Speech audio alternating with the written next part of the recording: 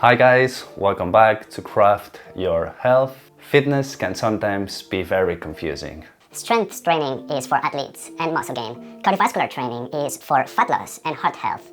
Strength training is gonna make you less flexible. Cardiovascular training is gonna ruin your gains. You need to lift slow and heavy. Do high reps or low reps. This exercise is good or bad. I understand that it's very confusing.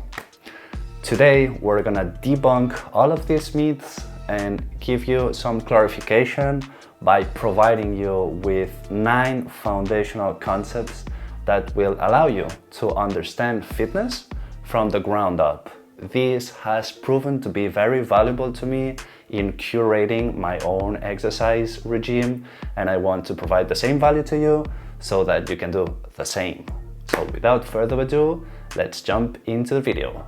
These 9 concepts that I'm about to teach you are actually physical adaptations that you get while doing exercise. The first one to me is the foundation of everything because it's what allows you not to get injured. Guys, I remember when I was young, bench pressing at the gym, I have to impress the ladies, and I had no clue whatsoever what I was doing. So yeah, time went by and I ended up injuring myself. Even nowadays, when I perform some pressing movements, I have to record myself so I can see what I'm doing. You will see now a picture of me just the other day about to break my shoulder. So yeah, guys, this physical adaptation is one of the most important ones, and it's actually skill. It's learning to move better, more efficiently. It's also learning techniques such as how to do a proper handstand or deadlift, or any other skill for that matter, such as shooting a ball, running. You need to get this one straight. The next physical adaptation is one that you need when you're about to hit a deadline. You guessed it, speed. And not the one you take on your holidays, but the one that allows you to move faster with greater pace of acceleration. It's what Usain Bolt trains for, so you can see now that speed, guys. The next one is what I ask you to be at the end of my videos. It's strength. It's how much force you can produce at once, also known as 1 repetition max, 1 RM.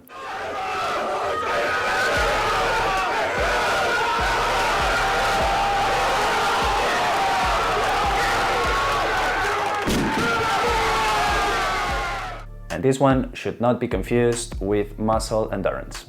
Which is the next one, muscle endurance. This one is localized to a particular muscle, guys, such as your legs or your shoulder. It's the one that allows you to perform multiple repetitions of a particular exercise.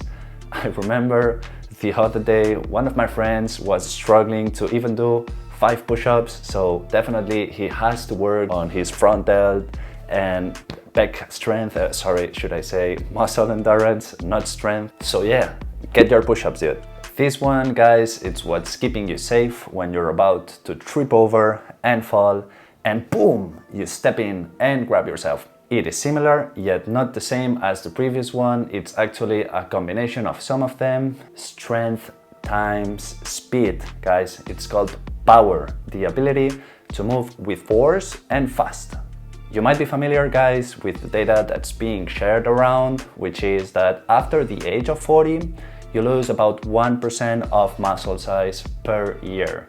And this is scary, guys, but it's even scarier the fact that you actually lose 2 to 4% of your strength, and even worse, 8 to 10% of your power capacity, guys. This is why falls are a major world health problem. Guys, there's actually a dedicated page in the World Health Organization. It's even more relevant for the elderly. The chances of you dying in the next year after falling and breaking your hip was thought to be 30%. It's now a little bit less because we have some systems in place for those cases, and we've improved a lot the way we deal with those traumas.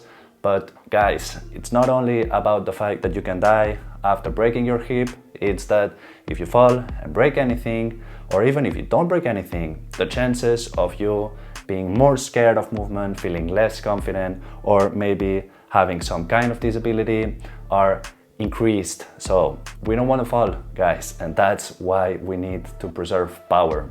It becomes clear with the data that I gave you that the problem with aging is not preservation of muscle mass, it's actually preservation of strength and power. Following, guys, we have one that the gym bros want at the gym, that I personally want to have, that my girlfriend wants me to have. Hell, even my dogs and my grandma. Yeah, you guessed it, is muscle hypertrophy. How big your muscles are. This one is a very interesting one because it's the first that doesn't have like a functional means into it, you know. It's purely aesthetic, but nonetheless important. Another physiological adaptation, back to biology classes, is the capacity to work without much oxygen availability. Anaerobic capacity, it's how much work you can produce in a very short window of time. You need to think like your classic interval type of work. Think about twigs burning.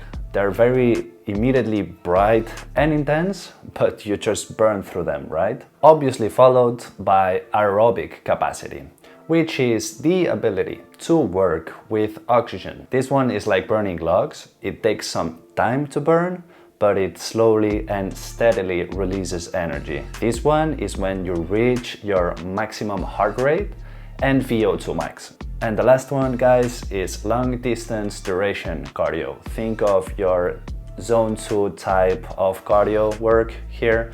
It's the ability to sustain light work for a higher interval of time, above 20 minutes. These are all the adaptations that you need to know of. They are the main ones, and I think all type of exercise will provide you one or some other or multiple of these adaptations at the same time. In my opinion, you need to know this because it will allow you to decide which of these adaptations you're going to train for, and then the method is gonna determine itself, guys. For instance, if you want to be able to do 15 push-ups, you probably won't need to put a plate on your back and perform push-ups. You need to work in the 12 to 15 rep range. But if you want to improve your strength, you want indeed to start putting some weight on you and work on the lower rep range, such as 3 to 5 reps, for instance, to be on the safe side. If you think you need to improve your cardiovascular health, then you will probably need to go for a run, and I would suggest both going for a very slow, steady state zone 2 type of run, and also maybe more intense type of training with intervals and sprints, for instance, whatever, something that works for you. In any case, if you want to be balanced like me, you should do a little bit of everything, and this will give you massive gains that you've never thought of. Guys, you know it already. If you train 6 times a week in the gym, doing another one won't give you that much of a difference, but instead, if you never run and suddenly you start going one day, you will see massive benefits. Another topic that I find that is very relevant and critical to understand is that those 9 physical adaptations can be tested, and they should be tested so that you know where you're at and where you want to go. Stay tuned for that, guys, because I will provide the knowledge of how to test each of these adaptations in a very simple way in future videos. If you want to know more, guys, click here to see my latest video. If you found this useful, please leave a like and subscribe, and I will let you know when I post a new video. Thanks for your interest in crafting your health, and as always, guys, stay strong.